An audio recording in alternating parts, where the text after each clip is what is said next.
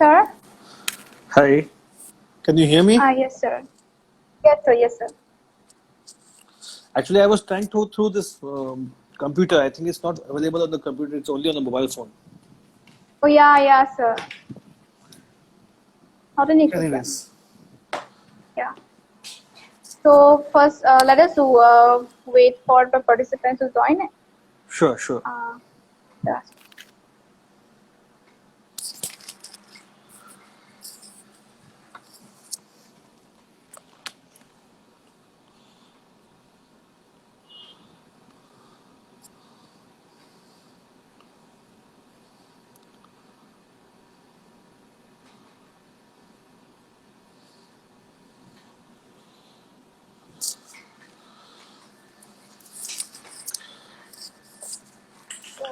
Just give us 10 minutes. I think participants are joining. It's okay. No shoes. Yeah. Yeah.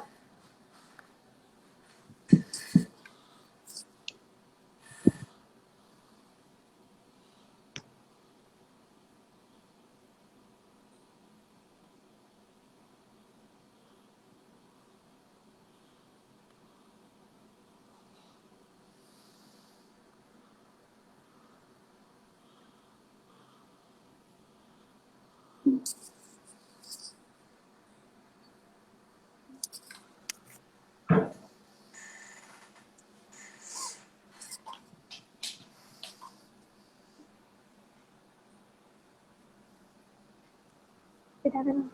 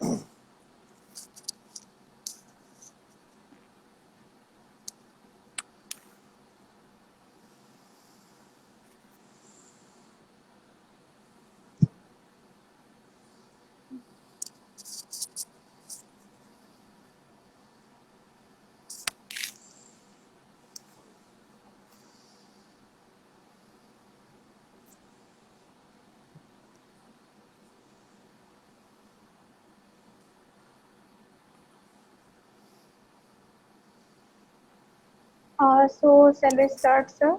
I think participants are joining. Yes, you can start. Yes, sir. So,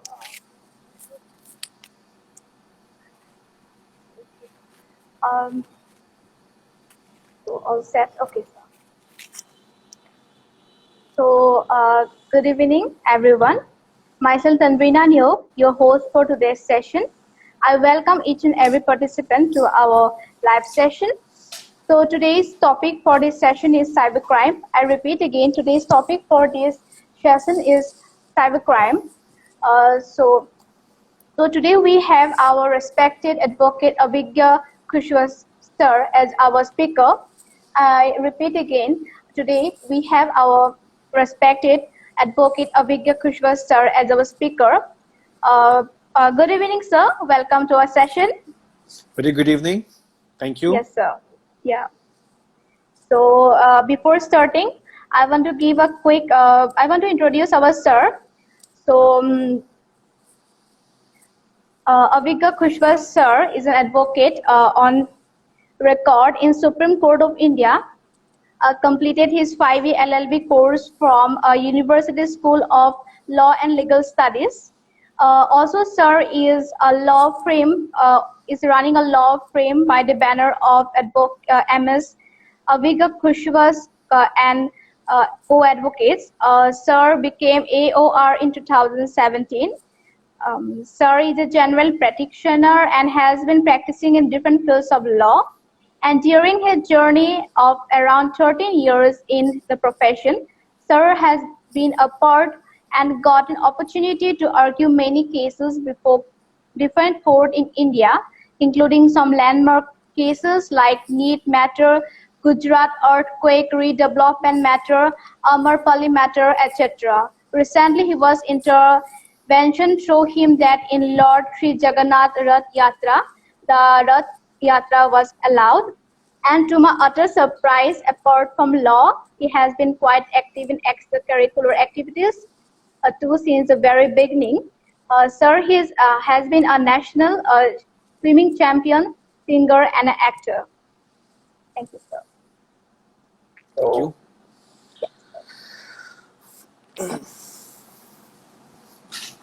So we can start, sir. Okay. Our topic, cybercrime. Absolutely. Yes. Yes, sir. Yes, sir. So we are going to have a session today on the cyber crimes. First of all, Yes, I sir. would like to thank LiveRoot to give me this opportunity Yes, sir. to Yeah. speak for them. Yes, See, sir. the cyber crimes. First we need to understand what are the cyber crimes. Yes, sir. Today, the age is of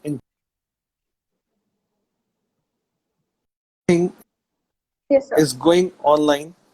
Everything is going Yes, sir. online, and we are just like as we are thinking that the things will get easy. At the same time, the things are also getting difficult as the people are finding flaws. People are finding the loopholes to do all kinds Yes, of sir. crimes, even online. Yes, sir. So, as in every hand today, we see that the mobile phones are there. Mobile Yes, phones sir. means today every mobile phone is connected to the internet. So the things to Yes, include into anybody's life has become very, very easy. yes, So sir. so it has become a need of an hour to curb these crimes also. Any technology, any positive thing comes with a negative thing. So that is why and when the negative things comes, the remedies are also following it. So that's how the concept of cyber crimes has come up. The internet has started somewhere in the mid of 90s when it became slowly very, very popular. And ultimately today, after the maybe since past 5 7 years, it has become so much handy that each and every person is carrying an internet in his pocket every moment. Every moment everybody is connected.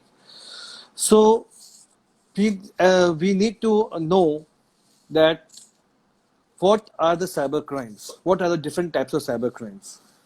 The cyber crimes are basically of two kinds: where the computer is the target, or where the computer is the weapon.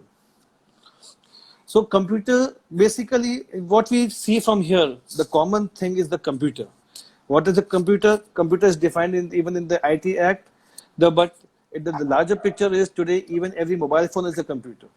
So the target can be a mobile phone, target can be a computer, target can be a computer and any computer network, target can be anything related to the computer or the cyberspace, anything. So anything where any of these things is attacked, then it is a target. So when a computer is a target, cybercrime is one of the type of crime in that sense. And when the computer is used for giving effect to any other crime, that is also covered under the cyber crimes. It means that computer is being used as a weapon, which includes the cyber terrorism, IPR violations, credit card frauds, AFT frauds, pornography, etc., etc. So, like this, when we come to a little bit further things, it's further subdivision of the cyber crimes. We can just say that the cyber crimes means it includes, it's an inclusive definition, not an exhaustive one. It includes unauthorized access and hacking, web hijacking, pornography and child pornography, cyber Yes, sir. stalking, denial of service attack, virus attacks, piracy, phishing, spoofing, cyber defamation, etc., etc., etc. Many things have been included. Every day a new thing comes and new things added, and this law has to follow its own course thereafter. So according to this, because computers are in every hand. There's a need for introduction of cyber laws. Accordingly, India also realized way back in year 2000 that the new age is entering. The cyber age is entering. So they introduced the Information Technology Act in the year 2000. Because of this act, so many amendments were made in the existing laws like the criminal law, evidence law, and other laws. Because that was necessary for the proper identification of the criminals and curb these criminal activities. So when we come to Information Technology Act, it is a very good act. It is covering almost every kind of activities that are covered by in the cyber crimes. Different sections are there. And as we know, our Supreme Court, our laws have been evolving and developing over the years from time to time.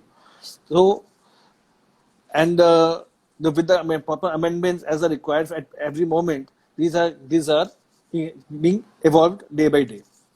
So this IT Act deals with the tampering with the computer source documents in Section 65, hacking with the computer systems, data alterations in Section 43 and 66, sending of offensive messages, Section 66A, although Section 66A has been omitted by the Supreme Court. Although it stays in the statute books, but it has been omitted declared as unconstitutional by the Supreme Court of India. Then, dishonestly receiving the stolen computer resource or the computer communication device, it means that if any computer, somebody steals it, I know it is being stolen and I keep it with myself, it is an offense. Identity theft, 66C, cheating by personation, I represent myself as a different person. Personation means I represent myself as a different person and dupe anybody, deceive anyone for something. That is cheating by personation. Violation of privacy. If I intrude into someone's privacy, that is also a crime under Section 66E. Cyber terrorism, a very important thing which we have been a victim of. Even India has been victim of a lot quite recently. Also, we know about it. Cyber terrorism, like all kinds of terrorist activities from the foreign nationals from anywhere in the world, that may give effect for the terrorist activities, is covered under this system. This is covered in Section 66F. Publishing of obscene information and publishing of sexually explicit act, both are there's a big difference between the obscene information and the sexually explicit acts. We'll discuss about it later. Then this relating to the same thing, obscene and sexually explicit acts relating to children. Then unauthorized access to the protected systems. Protected systems are basically those systems which are directed by the government to be declared as protected, as a security, so in favor of the India's country's security. Its confidentiality and privacy has to be maintained, and that is why they are known as protected systems. Then publication of false digital signature certificates, abatement of offences, an attempt to commit such offences. Abatements, we all understand. We have to, when somebody tries to abet anyone else, they do this act. That is known as abatement of offences. And attempt, of course, anything when some person tries to do an act, but he is unsuccessful to do that, that is a attempt to commit an offence. So all these things are made offensive in that Information Technology Act. IPC, IPC, as we all know, is a code for the punishment of the criminal activities in India. There is a question that has been arisen a lot of times, that Indian law is lacking for the cyber crimes. It is not so. Crime is like just any other crime, be it cyber, be it physical. So IPC covers all kinds of such kind of things into its arena, and whatever things are there in the IT Act, which we have seen, we just gone through, those are all covered by the IPC. So any kind of offense which is committed even through cyberspace is covered by IPC. Even if it is not specifically mentioned in the provision of IPC that it is regarding electronic device or computer, but it does cover it, because if although it brings into its purview everything related to that crime. Some of the provisions we can bring out here are like sending threatening messages by email, sending defamatory messages by email, forgery of electronic records, bogus websites, cyber frauds, spoofing, webjacking, email abuse, theft, etc., etc., etc. And these days, one thing which is very very common amongst us, and which has been just because of very recently we have been coming across, is the fake news. Is the hot topic of the day. Fake news. But what do we mean by fake news? That's the first most important question. Fake news is any news which is false, which is misleading. You can call it as a false news or a rumor, which creates fear, tension, alarm, etc. amongst the public or a community or a person. With respect to anything, it can be with respect to the national security. It may be in respect to for pandemic which is already going on in our country, all over the world. It may be in respect to anything. If it may have an effect on the particular family. It may have effect on a particular community. It may have effect on a particular religion, and sector, place, city, all over the country, state, maybe all over the world also. So it is a very dangerous area, and although it is not spared, it is also made punishable under the Indian laws. Now we come to the remedies, or what are the remedies available for the cyber crimes. Cyber crimes are basically, we have two kinds of remedies in this. First is that you can make a complaint to the cyber crime cells of the police, your state police. Second, which is a recent development, there has been a case before the Supreme Court in 2015 where the an NGO wrote a letter to Supreme Court that regarding the video recording of the rape cases, one in Uttar Pradesh and one in I think it was somewhere in Andhra Pradesh or Odisha, I suppose. So two cases, same situations, rape was being committed and the same was recorded in a mobile phone, and that video clip of committing live rape was being circulated all over the world. And so a NGO came forward. They said that no, this is something wrong is happening, something should be done about it. Supreme Court took a so motu cognizance of it, and they issued the first direction to the government that you should come out with some online complaint portal regarding the cyber crimes complaints. Accordingly, that matter is still pending in the Supreme Court. It's going on because the directions are being given by the Supreme Court day in, day out. This has taken quite a wide spectrum right today. I'll just give you the name of the case also. So the portal which has been introduced by the government of India is known as by the name of www.cybercrime.gov.in. This is known as National Cybercrime Reporting Portal. I'll just read out an extract from this. This portal is an initiative of the Government of India to facilitate victims, complainants to report cybercrime complaints online. This portal caters to complaints pertaining to the online child pornography, child sexual abuse materials, or sexually explicit content such as rape, gang rape content, and other cybercrimes such as mobile crimes, online social media crimes, online financial frauds, ransomware, hacking, cryptocurrency crimes, online cyber trafficking, etc. The portal also provides an option of reporting an anonymous complaint for reporting online child pornography or sexually explicit content such as rape, gang rape content. Apart from this portal, there are other alternative ways to remove the objectionable content from the social media websites. Most of the social media websites like Facebook, YouTube, Twitter, Instagram, etc. have the option of reporting or flagging the objectionable content. The social media platforms may take appropriate action based on the contents reported to them as per the content policy. Child sexually abusive material, CSAM, refers to the material containing sexual image of any form of the child who is abused or sexually exploited. Section 67B of IT Act states that It is punishable for publishing or transmitting of the material depicting children in the sexually explicit act, etc., in the electronic form. And in this website, there are two options for reporting a crime. One is the report the crime related to woman or the child.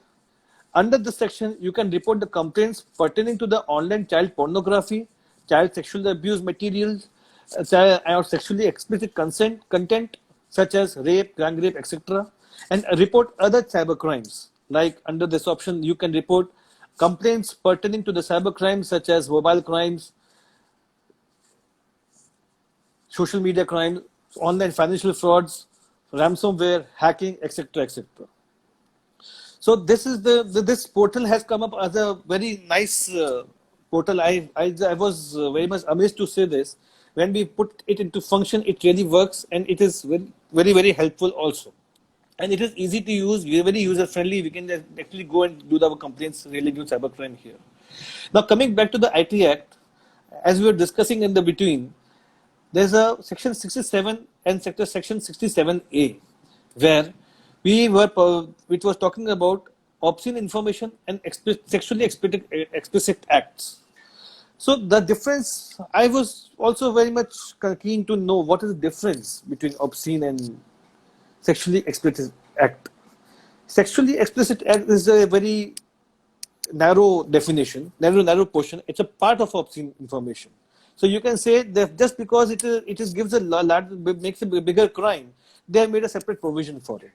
Obscene contains many other things. Well, like you can say you're committing a crime and you're making a video.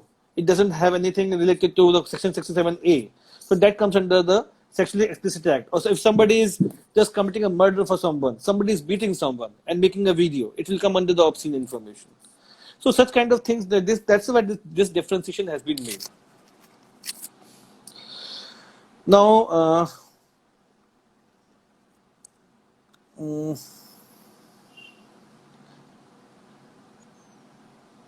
anything specific we need to talk about, Sandrina? Yes, sir. I think some questions were given. Yes, you were. I should. I thought you will be asking me that here, but I will just Yeah, go back. yeah, I will ask you. Yes, sir. Yes, questions have been prepared. Because the question should be come to the public also. That's why I thought that you should ask it here. Yeah, yes, sir. Yes, sir. Yeah. So, so first question is that is there any penalty for a circulation of fake news on social media as it gives rise to many evil and mob launching as one of them? So, is there any penalty for circulation of fake news on social media as it gives rise to many evil and mob launching as one of them? Yes, sir. Yes. Fake news, as we were discussing, Yes, fake news is a very disturbing kind of a thing which has been developed in a very recent past, and it is taking a lot of ground and has been affecting the people. Every person is affected. Every person, every walk of life, every department, everywhere.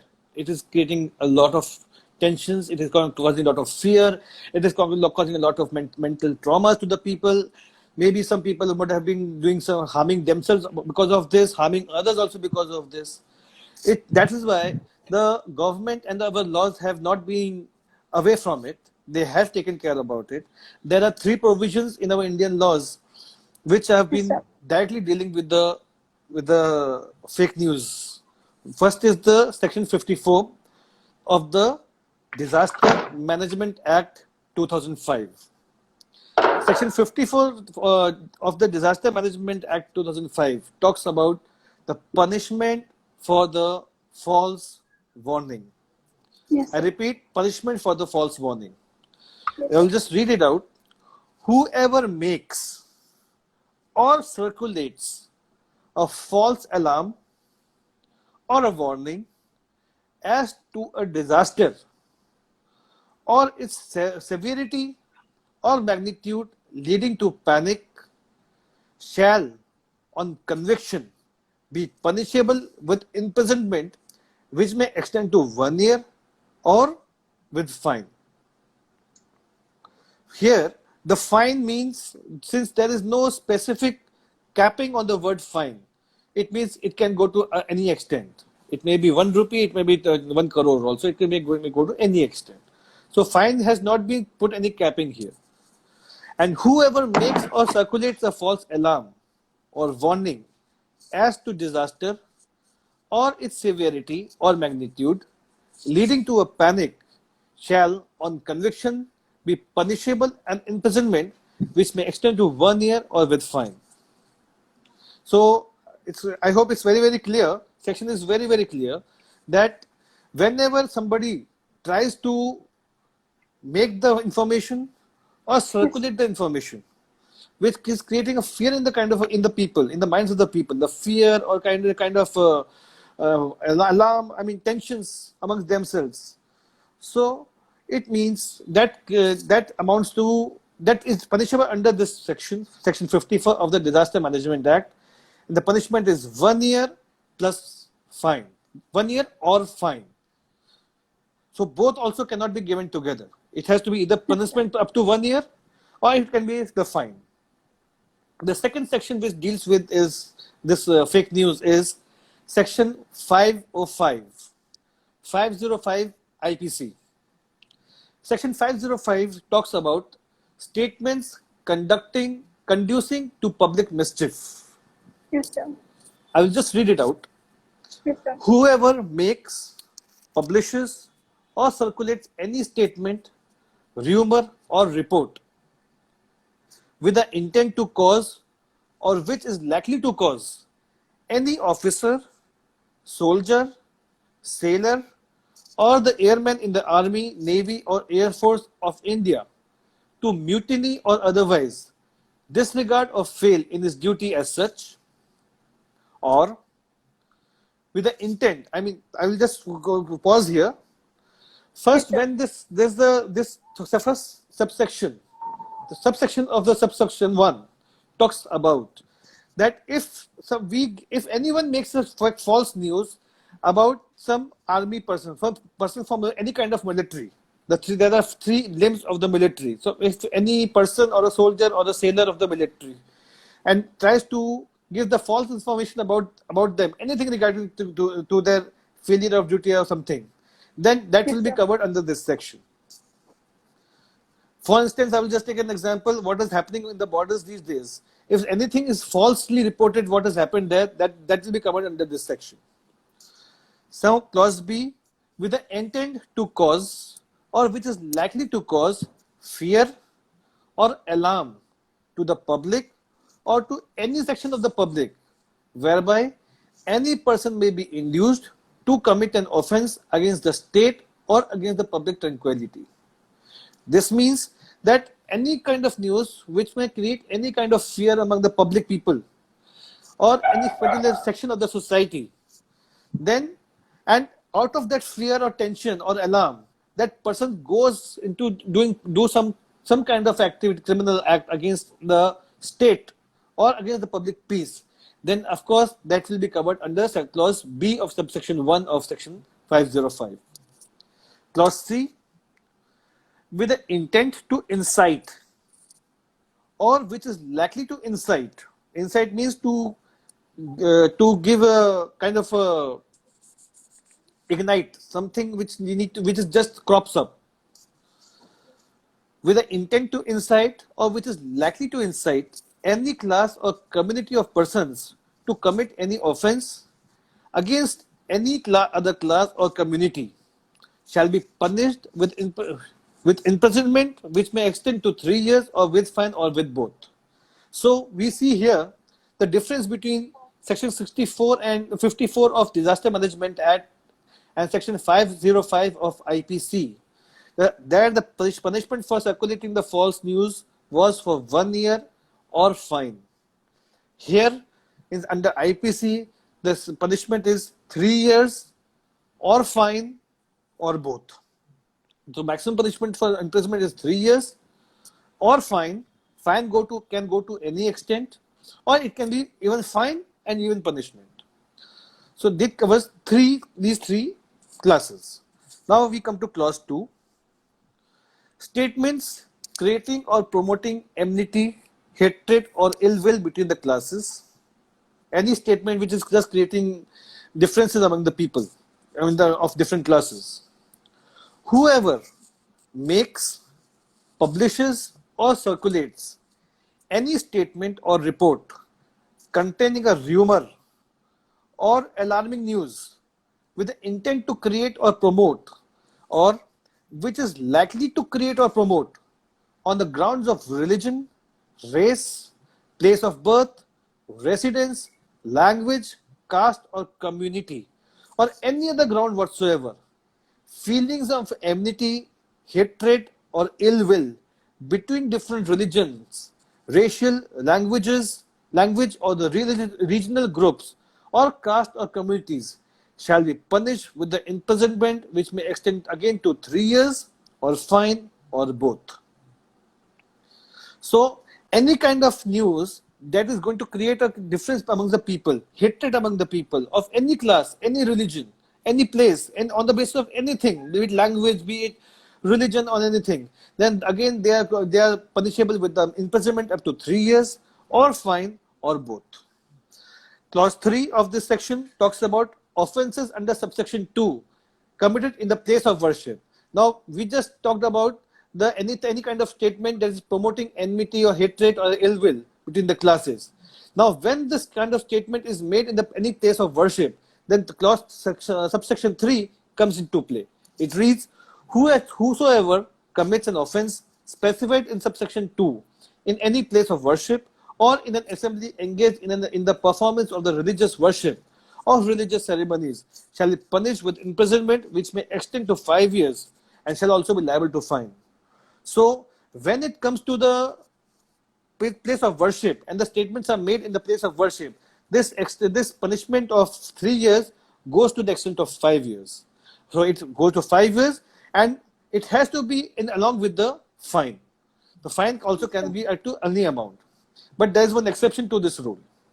It does not amount to an offense within the meaning of this section when the person making or publishing or circulating any such statement, rumor, or report has a reasonable grounds for believing that such statement, rumor, or report is true and makes, publishes, or circulates it in good faith and without any such intent as aforesaid. If the information is true, if it is circulated and published, and any such kind of things happen, then that is accepted from the punishments.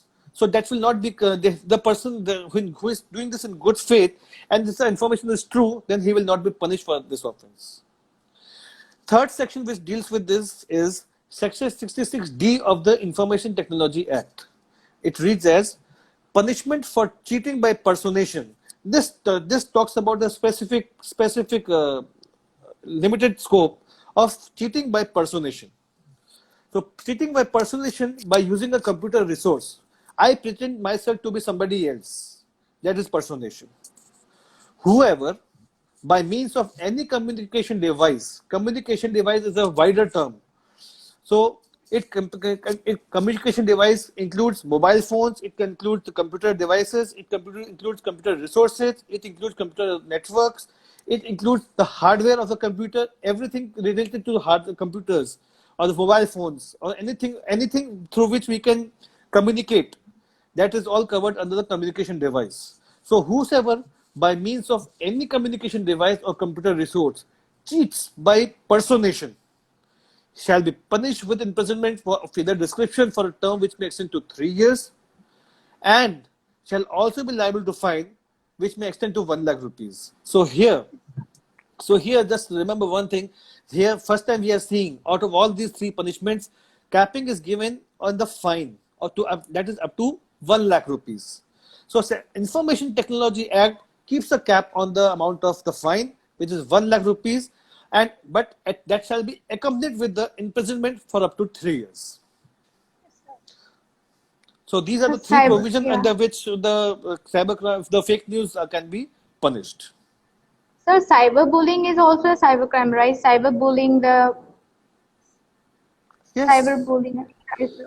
Every day, every new term, every new things are developing in the cyber crimes because the people who have been involved into the cyberspace, they are moving far ahead than the laws, I should say. And so cyberbullying is very like trending among the youngsters, like teenagers and all. And Yes. especially women and girls are targeted through cyberbullying. Hmm. Yes, So, what's your question? so that's only like how to like uh, prevent this cyberbullying and all. So You mean to say how to yeah, this see cyberbullying is a kind of a the what should I say? punishment. What will yeah. Like well, as we have discussed many things above, which Yes, sir. cyberbullying includes everything. That cyberbullying is just kind of like another name of cyber crime. Yes, sir. So anything which is creating any problem anywhere, anything is covered under the cyber crimes only. So these punishments are, though whatever punishments are given in the IT Act, in the IPC, and in the other laws, there are other laws like the NDPS Act is there, Arms Act is there. In these acts also there are some provisions with respect to the cyber crimes. So cyber bullying is almost dealt with in the same similar fashion. Okay, sir. So what would you say about the impact of Shreya single case on Indian society? Shreya single case has given a very wide connotation. Rather, it has given a wide connotation to the voice of the people. Section 66A is when we read it. I will just read Section 66A for you. Section 66A reads as punishment for sending offensive messages through communication service. Now, offensive messages is not defined. So it is a very wide spectrum it takes into its account. So any person who sends by means of computer resource or a computer device, communication device. Again, the words are used as computer resource or the communication device. A. Any information that is grossly offensive and has a menacing character. Or B. Any information which he knows to be false, but for the purpose of causing annoyance, inconvenience, danger, obstruction, insult, injury, criminal intimidation, enmity, hatred, or ill will, persistently by making use of such computer resource or the communication device, or any electronic mail message for the purpose of causing annoyance or convenience, or to deceive or mislead the addressee or recipient about the origin of such messages, shall be punishable with imprisonment for a term which may extend to 3 years and with fine. So this definition was actually very wide. If we see Article 19(1)(a) of our Constitution, it gives it to its citizens the right of freedom of speech and expression. Over the years, with the development of the society, our Supreme Court has widened the scope of this freedom of speech and expression. This Shreya single case, as far as I remember, it is with respect to the comments which were made by the many people, some people, on the internet, on the social media sites, and the police had arrested them, and that's how this question came into arise. So this section was dealt with quite strongly by the Supreme Court, and they said it is not conducive to Section 19(1)(a), because 19(1)(a) forms the basic structure to the Constitution. So it has actually had a great impact on the society, because it has given the real power back to the society that go and say anything you want to. But only there are some riders like it should not be false news. It should be true news. You can give a comment on anything. Everything comes with the reasonable restrictions. Every freedom comes with a reasonable restrictions. Those reasonable restrictions has to be followed. And if you boycott those reasonable restrictions, then of course the law is going to take its own course and give you the punishment. That is why those restrictions has to be managed. We all know. We all are human beings. We are all, everybody knows the logics. Everybody knows what is going on in the society. And everybody knows how to use their own brains to a particular information or the news. So when we know something is there, we know how to deal with it. what to comment on it, how to go about it, that it should not go across on the other people's, say, other one's defamation or something, whatever it goes. Even defamation is also okay, because when you're when it's a when we many people say something or the other about many politicians or many other public figures, that doesn't amount to, if this section 66A was to remain operative, of course, we would not have such kind of freedom of commenting on their own personal things, on the political aspects also. But after deleting of this section, the public has been given the freedom again to see whatever they feel like, subject to the reasonable restrictions which they should impose on their own themselves. One problem which the society has been facing in our country, we are approximately 150 people here. Who are we hearing? Out of which maybe most of us are related to law, and they may be having the information about the Shreya Singhals case and Section 66A. But what about the rest of the society, of the people around outside this platform which we are having right now? Majority of the people are not having the knowledge about the laws. Even when I was just going through the different news informations yesterday on this topic, I was very much surprised that in the year 2015 this section was struck down, and thereafter also the police is arresting the people under the garb of this section. Why? Because our people, our citizens are not aware about this. Yeah, we all are having so much of net access. We have everything in our hands, in our pockets. We carry the whole of the world. Can't we have access to it and know about the information about it? So we have been given the freedom by the courts, but it is also necessary that we, as a students of law, we all should also circulate this news. Yes, sir. So, sir, there are a few questions in the comment section. So, I shall read those questions.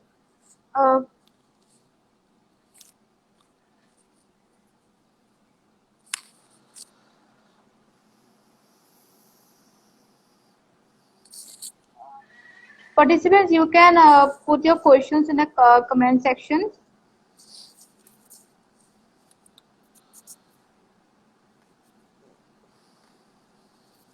Anything you want to ask us, Dr. Sir?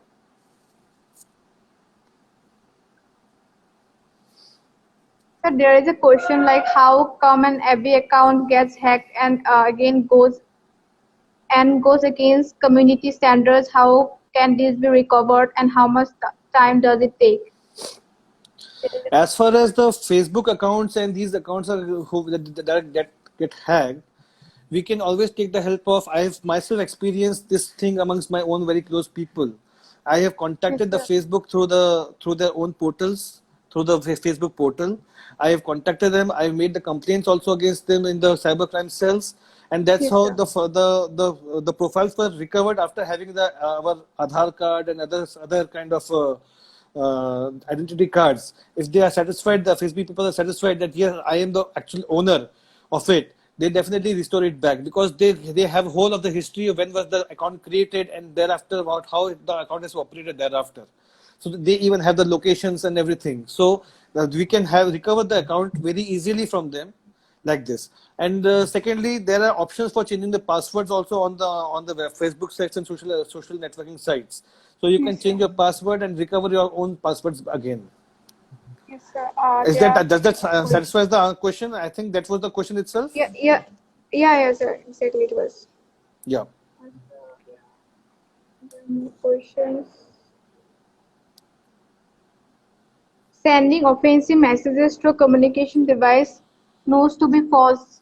Suppose cause annoyance, obstruction act, 3-year plus fine. I'm not getting this question.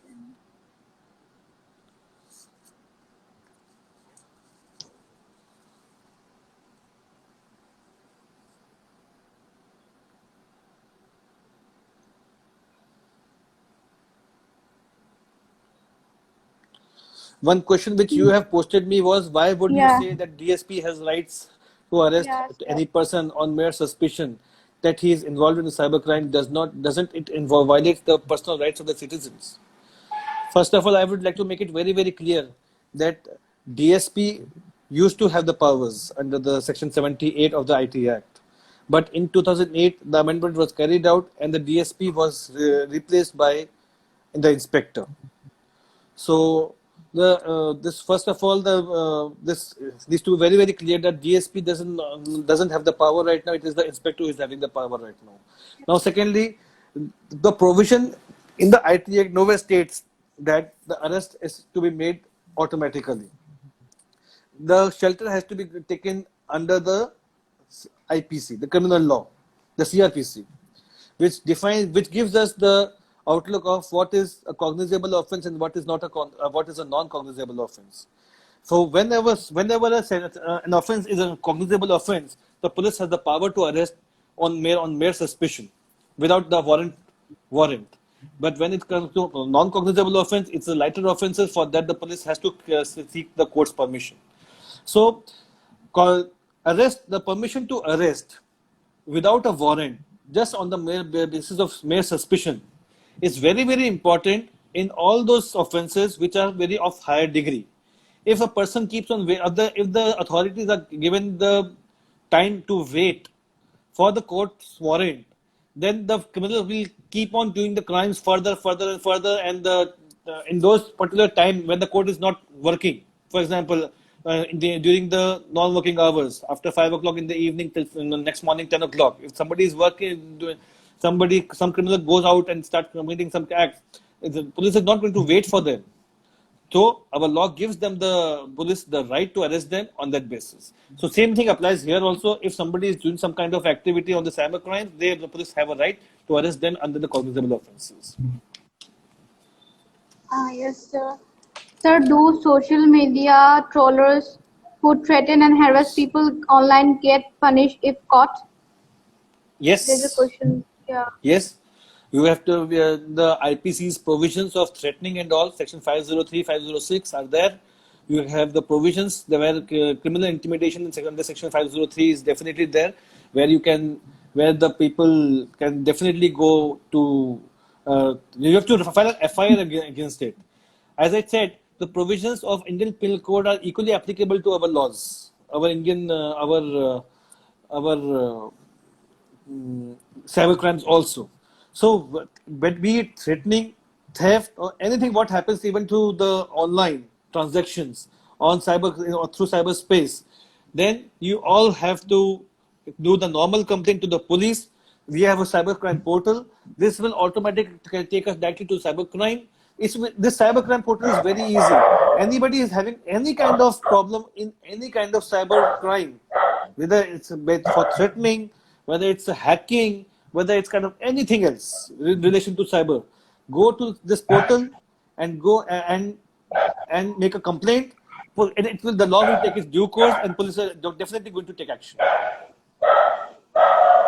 Okay, sir. One more question, sir. Can sir please explain about cyber copyright issues? Cyber copyright issues. I mean, that's quite a what in cyber copyright issues? What do you want to know on cyber copyrights? There is a question. I don't know. I'm not getting it. Cyber copyrights. If it is just a cyber copyright, we are not. I think the question which I understand is not related to any cyber crime. It's related to cyber copyright. So copyright is something like if I have developed something and I want to protect it from the people's encroachment, that is a copyright. For example, I develop a website for a particular purpose with a specific content totally of mine, and I take a copyright on it. Then other persons cannot use the same content on the same basis, and it will take the laws are again the same thing with respect to the copyright acts and the violation of the copyrights and all which are there in the IPR laws, that will take its own course. Okay, sir. I think the question answer. Procedure to file cybercrime case, and can we register a complaint online? Yeah, you can. I think. Yes, sir. Explain it about. We have already talked about it. You may note it down. The portal is National Cybercrime Reporting Portal is like this: www.cybercrime.gov.in. I repeat, www.cybercrime.gov.in. Okay, so how effective is the system pertaining to complaints made regarding sexually explicit material? Sorry. How effective is the system pertaining to complaints made regarding sexual explicit material? This question is, I don't know. Okay, sir, I think no more questions here. You want to know how effective the system is towards this kind of complaints. Yes, sir. I think. As far as the system is there, again I come back to the IPC, the laws, the systems. We are all aware about the systems, but we have to make the functionaries function. These people have to be made to function to make their duties. Now the problem is that first of all, cyber crimes are done by sitting in the rooms. They are not going out. It's very difficult to trace the people. So, but still, our government, our people, our authorities, our police, etc., all the anybody is associated with this crime, with this kind of offenses, they are doing their best to curb these activities, to curb these crimes.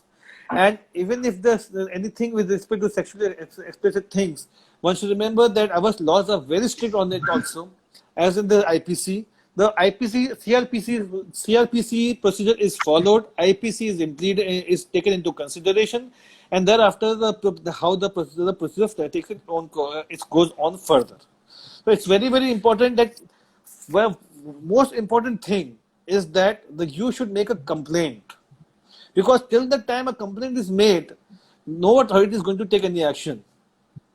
Somewhere something has to come out. If any person from the authorities, they see with their own eyes, or something is happening with their own knowledge, I mean, in their own front of their own eyes, or they come to know about it, they generally make the complaint. But if nothing of this sort is happening, till the time the authorities come to know about it, they will never take any action. So it is our duty as a citizens of the country that we should come forward to do these complaints. Of course, many people fear that I will be killed, or I may be stalked later on, whatever. My family may be in danger. But there are other provisions for those things also. Cyber crimes are very, very easy to commit, but it's very easy to crack them also. But I mean, but the thing is that the people should come up front and raise their voices regarding it. Yes, sir. So I think no more questions are there. So yeah, so no more questions.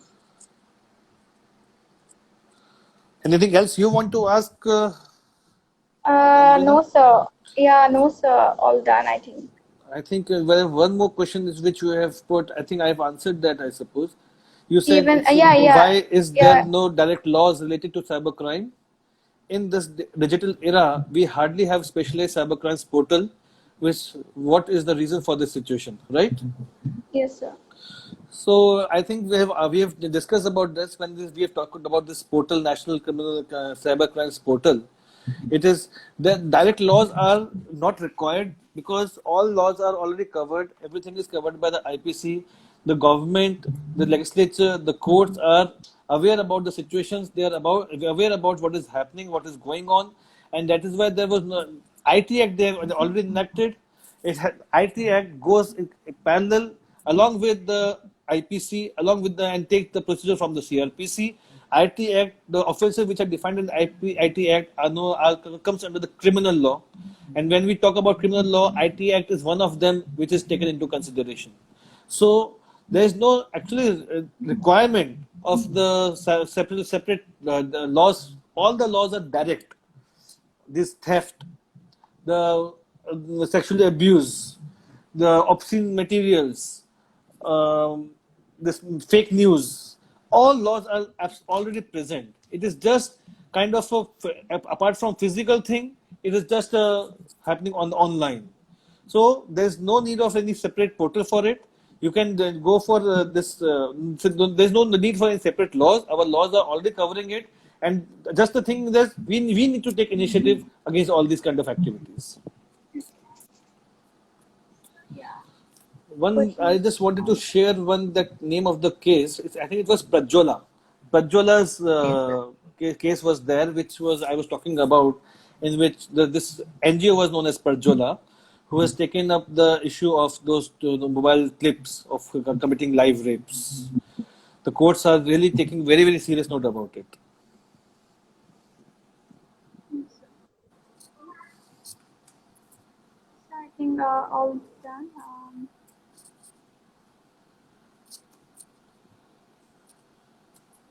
No more questions. Okay. I think all done. So shall we end the session, sir? As you feel, right? All done.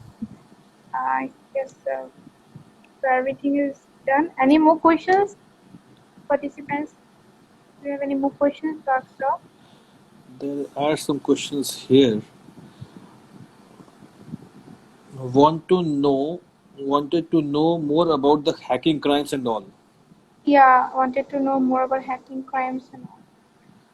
Hacking crimes, what exactly you want to know about hacking crimes? Hacking is itself a crime. Any kind of if we intrude into the personal thing of somebody, it is hacking. If you, I mean, personal computer or personal phone of anybody, it is hacking. So, what kind of hacking is when the hacking is itself a crime? I don't think there's something more about the hacking crimes. Kindly make your question more clear. Yes. Then, Social well, awareness on cybercrime. They are asking let me how see. to aware the people in rural areas about the cybercrime. People are People is how to aware people of rural areas about the fake news and about the cybercrime issues. we People need used to like to how to make yeah people aware about it, right? yeah. Like Basically of rural areas, yeah. which areas? Rural Backward areas, areas, yeah, rural backward areas. Okay, areas. Yes, okay, uh, okay. In this thing, what best can be done is take the help of some NGOs who are regularly visiting those places, take the support, go along with them, and make the people aware of their rights. In the backward areas also, although the people are having the access to the internet and everything, you can make use of the social media for it, but at the same time there are a huge amount of people who may not be having the access to all these things. So better we go there along with those NGOs. Every backward area is taken care of by one or the other NGO. So we have to do our hard work to find out those NGOs, or even if you don't want to find out those NGOs, go to the concerned police station of that area, talk to the SHO of that area, and that you want to conduct some kind of a presentation for the people to make them aware about what is to make the people aware about the laws and the remedies which they are having. So the police will always help you out. They also want the crime to be reduced. They also want the people to help them out. so I think no more questions. Everything is done. Uh, Okay.